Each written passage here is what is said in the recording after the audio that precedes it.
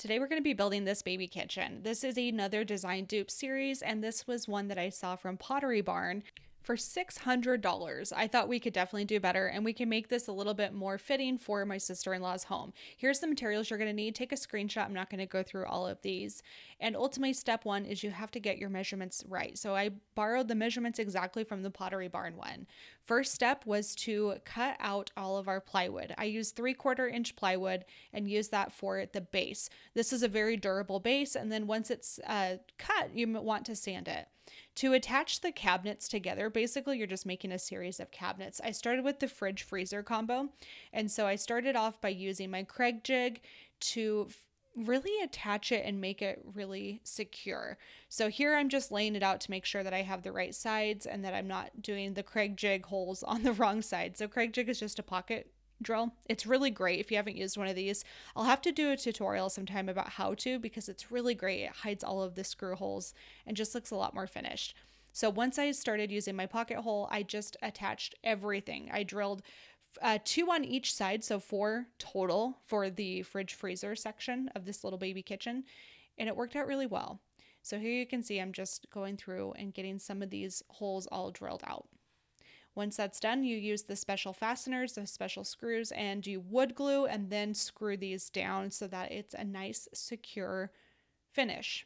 Then you just repeat until all of the cabinets are done and the base is completed for this baby kitchen. Once I had the 2 different cabinets, the fridge freezer and then the sink oven, I secured those together with wood glue, and then I attached it with a couple of screws just to hold it all in place and make sure that it didn't really move around. Wood glue is stronger than screws, so just remember that. Anytime you use wood glue, it's going to be really strong.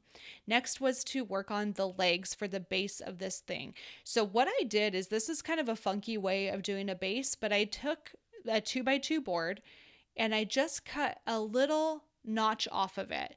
Nothing specific. It wasn't formalized. It wasn't like planned out. I just did a little notch and then I cut the legs at 3 inches. So once I had that done, I basically drew the template for making 2 of the little notched legs for the front of the cabinet and did my best that I could to make these look even. So it's a little bit unconventional. I have to figure out a better way to do bases, but I was testing this out on this little baby kitchen. The back of the legs are just square. I didn't notch those out because they're not even visible.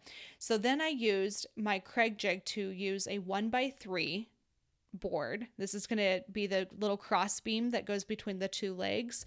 And I just did a little bit of pocket holes in that as well to attach it to my legs. Again, wood glue first, and then attach it with your Craig jig using the special bits, the little screws, and make sure that it's nice and secure. So I did one leg and then I switched sides and did another. What I found is on the front legs, 1 pocket hole was plenty. It really was all you needed. On the sides, I used a pocket hole and it actually tore the board. It kind of punctured through and split the wood. So for the sides, I actually just ended up wood gluing and it worked out really, really well. The wood I used for this was poplar. It was just the most inexpensive aside from pine and matched the maple plywood that I had. Next was the doors. I used a 1/2 inch plywood for the doors. Remember, the base is 3/4, so it's a little heavier duty. And then I started to just measure and cut all of my doors and testing them to make sure that they fit as best as possible. Took a lot of finagling, and it also had to be adjusted again because I didn't account for the length of, or I guess the spacing of the hinges. So make sure you do that if you're going to go this route too. Once that was done and I got all of my doors cut, next was to figure out my dimensions for my sink and my faucet.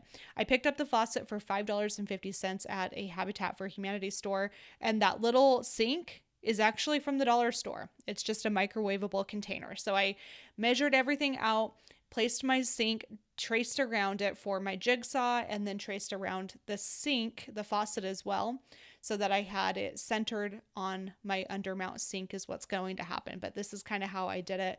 And then I just took a spade bit and drilled out the holes for the faucet. And then again, my jigsaw for the sink, which I didn't record, but that's okay. You get the idea of how to do that. Next, I attached my fridge freezer combo. The little shelf that divides the two. I just put a couple little scrap boards in there and then nailed it with my nail gun and wood glued it in. And was just doing a test fit on all of the doors to make sure they all fit. For the stove, I used a Pyrex little Tupperware and just basically traced it out and moved it down and traced it again. That's for my stove doors. Once all that was done, then it was time to paint all of the doors. This is the cabinet doors, the fridge, freezer, stove, all that kind of stuff. So I used my favorite color, which is alabaster. It's, I think, the best white paint color. It's a Sherwin-Williams color, and it's just a good warm white. It's beautiful. It matches almost everyone's decor, and I knew it would be a home run for this kitchen. For the hinges, I used 1.5 and by 1.25. These are just hinges that go both ways. So it's a pack of 2, and so I used that, attached it into the side of the door and then inside of the cabinet, so it looked a little bit more hidden. If I had a little bit more time and was a little bit more sophisticated, I would have routered out the hinges so that it was a more of a flush mount, but frankly, I don't have a router and I really didn't want to go through that time. Next, I used some edge banding to give this a more finished look. This is in maple. You basically iron it on, cut off any excess, and then lightly with a 220 grit sandpaper, just smooth everything out so that the corners aren't sharp for my 9-month-old niece. For the stove knobs, I bought legit stove knobs. So this is again from Habitat for Humanity. They were $1 each. These are serious stove knobs. We took and I just drilled just a bit because it fits this very specific type of stove. I don't have that. So I used a 1/4-inch drill just to smooth out the plastic. And then I used 1/4-inch wooden dowels, super glued those in. And then those are becoming the knobs. The cool thing about this is you really don't have to have any secure fasteners or anything for the back because the wooden dowels don't really move. They kind of stay in place. So I'm using a 1/4-inch drill bit to drill the holes for the knobs to see if they fit, and they do. Next up is your hardware. So for the fridge, freezer, and the stove, I use the exact same hardware. I actually bought this on clearance from Lowe's or Home Depot forever ago, so I had it on stock. So it's not really helpful. I can't tell you the exact ones I had, but drill your holes very carefully. Make sure you pay close attention. You want to get your measurements right. So I'm attaching that, giving it a test run. Here's what the stove looked like when it's all painted. I haven't attached the hardware yet, but this gives you an idea. This is for the undermount sink. I basically just super glued some wood to it and then nailed it underneath. All right, here's the finished look. What do you think? This was so much work. We did 3 coats of polycrylic on top to make sure that it was very secure and finished, but I love it. My niece, Noah, was such a fan too. I can't wait to show you her reaction. She was so stoked. For $150 and a little bit of time and effort, I'm pretty impressed with the way this turned out. I love this design dupe. What do you think? Tell me in the comments below. Here is my niece's reaction to this too. That little smile says everything you need to know. She was so stoked about it and it totally melted my heart. Don't forget to subscribe and leave a comment if you enjoyed this video, and I'll see you in the next video for another design dupe.